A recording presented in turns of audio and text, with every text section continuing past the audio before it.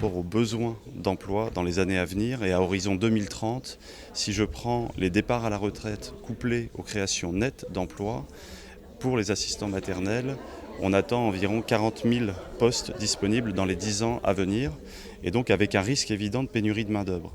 Et dans la mesure où il y a un risque de pénurie de main-d'œuvre, il y a un enjeu très fort de professionnalisation et de reconnaissance de ces métiers. Donc on a un véritable enjeu d'attractivité par la professionnalisation pour ce secteur, y compris également pour les gardes d'enfants qui, dans cette région des Hauts-de-France, est également un métier en tension dans les années à venir. Alors pour faire face au recrutement à venir, l'objectif c'est de toujours développer une politique de formation qui soit ambitieuse, qui soit surtout adaptée aussi à la spécificité de ce modèle d'emploi, qui est finalement une relation particulière entre deux personnes physiques, un employeur qui a un besoin de vie et un salarié qui a besoin de travailler. Et donc pour ça, il y a un élément qui est fondamental, c'est de pouvoir obtenir une certification de compétences qui est une véritable reconnaissance.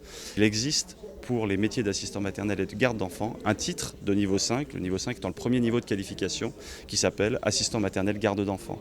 Et donc l'objectif c'est d'encourager les personnes à obtenir ce titre par différentes voies, la validation des acquis de l'expérience, la formation, mais aussi demain l'alternance. La question des jeunes dans notre secteur est extrêmement importante. Quand on parle d'attractivité, c'est évidemment aussi en priorité pour des jeunes, puisqu'on a beaucoup de salariés qui arrivent dans ce secteur en deuxième partie de carrière. Et donc l'alternance est un des moyens pour attirer les jeunes dans le secteur.